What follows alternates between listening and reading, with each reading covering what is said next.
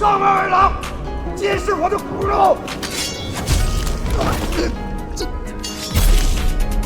小说只告诉你魏晋时代男帅女美，却没告诉你五代十国人生苦短及时行乐背后的礼崩乐坏。作为第一部系统性拍出五代十国的历史剧，新宿地也是火速去品鉴了一下太平年。虽然名字叫太平年，但是一部剧里面居然出现了14个皇帝，只能说如果你好奇社会秩序彻底崩塌后会发生什么事情，那一定要去看太平年。军队出征不带粮食，只带盐，因为打到哪里杀到哪里，也吃到哪里，遍地都是手无寸铁的两脚羊，没有任何马赛克，只有最血淋淋的真相。吃不完就用盐腌制起来，活生生的百姓被当成畜生绑起来，丢到石臼中，石杵落下，溅起的温热血雾混着细碎肉末，仿佛透着屏幕都要溢出来了。就像开头这个节度使儿子动了恻隐之心，不忍杀害百姓时，节度使都能手起刀落，直接杀了充当精良。都说虎毒尚且不食子，但人却可以眼睛都不眨一下吞噬至亲。这一刀砍断的不仅是血脉至亲，更是文明最后的底线。即使是相对发达的都城，朝廷的这些官员都是动不动的主人喷人的威胁人，而朝堂之上的皇帝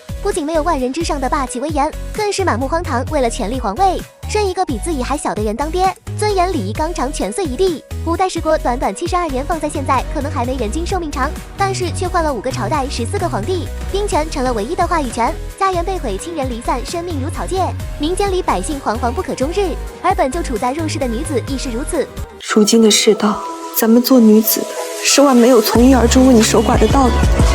所以你若不肯我过了门便抬着嫁妆改嫁，自家头顶上绿油油的，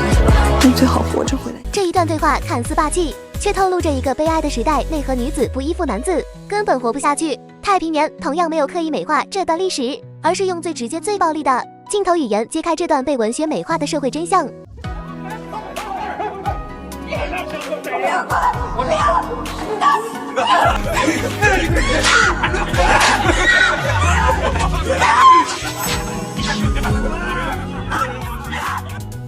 为了不让兵士造反，他公然地允许士兵在城内屠杀百姓，欺辱妻女。更丧失人性的是，当出国夫人被100余名士兵欺辱后，他们居然残暴到将这个可怜女子的尸身吊在城墙。只能说真的还是太敢拍了。当然也有一部分人持反对意见，说黄金荡放这种把百姓当粮食父亲拔刀的剧情，就算是说还原历史拍的那么压抑窒息，有意思吗？新宿地只想说这就压抑窒息了。作为首部聚焦5代十国的历史正剧，太平年虽然一出身就打破古装剧的创作惯性，但其实也拍出了那段历史残酷真相的冰山一角，连1/10都不到。回到太平年的历史背景是唐末北宋初，那是一个连历史课本是都不敢多写的5代十国时期史学家提及都有避讳，连让民众完整了解都需要莫大勇气的黑暗年代。短短73年，大地政权如走马灯，大大小小的军阀割据一方，个个妄许自己是真龙天子，人人都觊觎着那张代表至高权力的冰冷龙椅。可没有人在意龙椅之下是被战火与欲望煮沸的人间，是无数百姓的血泪与枯骨，除了走哪杀哪吃哪。